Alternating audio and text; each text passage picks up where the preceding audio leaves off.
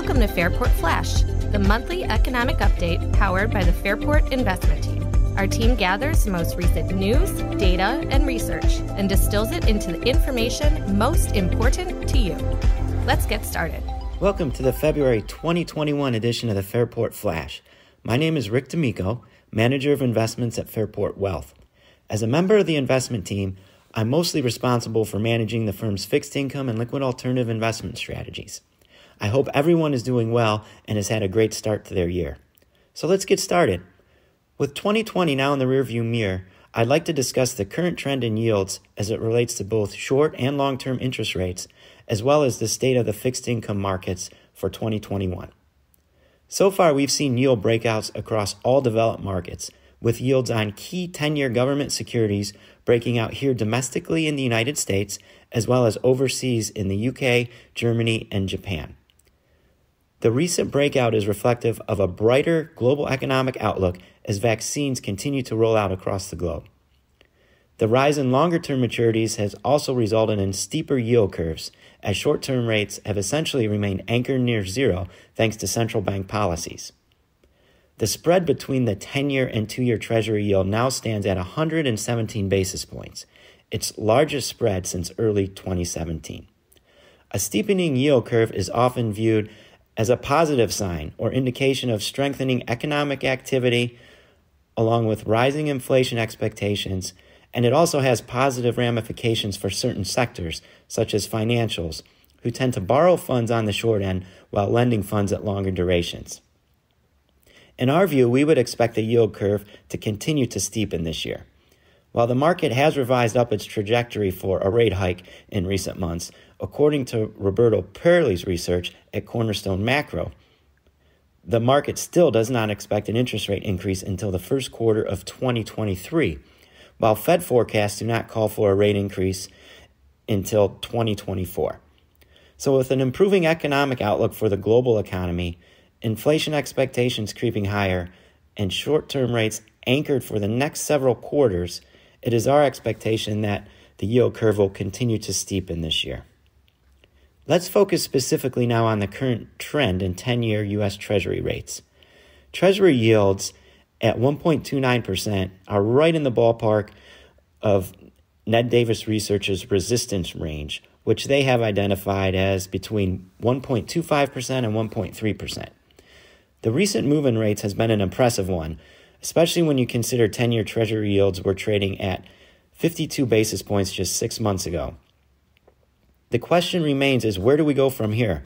Unfortunately, trying to forecast the level of rates 6 to 12 months down the road has been an exercise in futility for most economists over the last several years. The one thing I've learned is that consensus calls on interest rates rarely play out.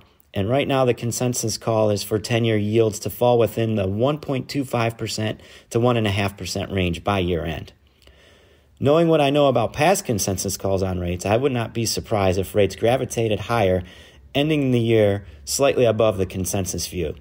As Strategic Research pointed out in a recent research note, a 10-year U.S. Treasury yield with a 2 handle might have a better chance of happening than the consensus currently pricing in. That being said, in the near term, after such an impressive move, rates could be due for a pause if and when they resume their grind higher.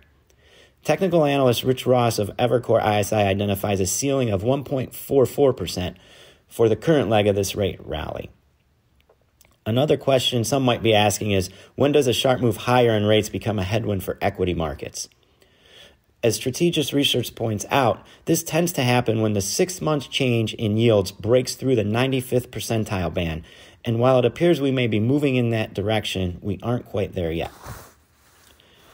Now let's move on to the state of the fixed income markets for the remainder of 2021.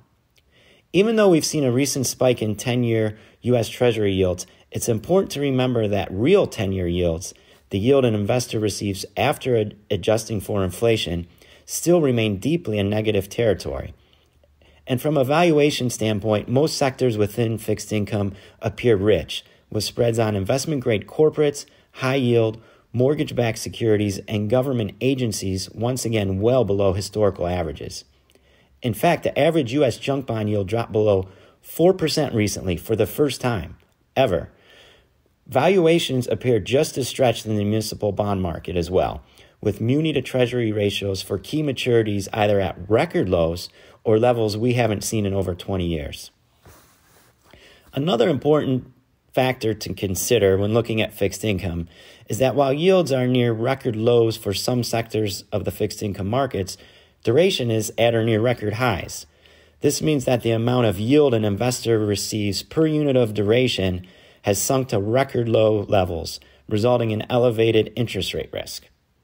As Ned Davis research points out, another way to measure this risk is to flip the ratio around to get a break-even yield, which measures how long it would take to recoup the principal loss from a 100 basis point increase in rates.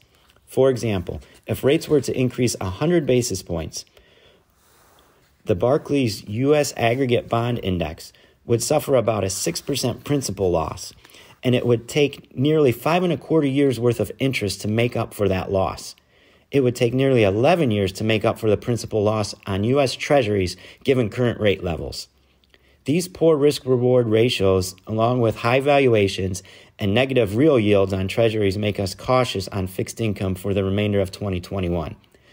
And while we've noted that forecasting the direction in interest rates has proved difficult, there is a reasonable chance that rates could trend higher than the current consensus view, especially if the global economic backdrop continues to improve. This brings us to the conclusion of February's Fairport Flash. As a reminder, our goal at Fairport Wealth centers around inspiring families, and as a member of the investment team, we strive to do this through a long-term, diversified approach. If you would like to discuss any of today's topics in more detail, please reach out to your Fairport team.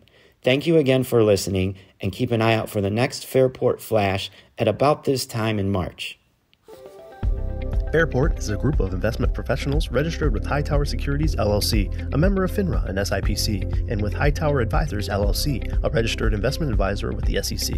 Securities are offered through Hightower Securities, LLC. Advisory services are offered through Hightower Advisors, LLC. This is not an offer to buy or sell securities. No investment process is free of risk, and there is no guarantee that the investment process or the investment opportunities referenced herein will be profitable. Past performance is not indicative of current or future performance and is not a guarantee. The investment opportunities referenced herein may not be suitable for all investors. All data and information referenced herein are from sources believed to be reliable. Any opinion, news, research, analysis, prices, or other information contained in the research is provided as a general market commentary. It does not constitute as investment advice. Fairport and Hightower shall not be in any way liable for claims and make no express or implied representations or warranties as to the accuracy or completeness of the data and other information, or for statements and errors contained in or omissions from the obtained data and information referenced herein. The data and information are provided as of the date referenced. Such data and information are subject to change without notice. This document was created for informational purposes only. The opinions expressed are solely those of Fairport and do not represent those of Hightower Advisors, LLC, or any of its affiliates.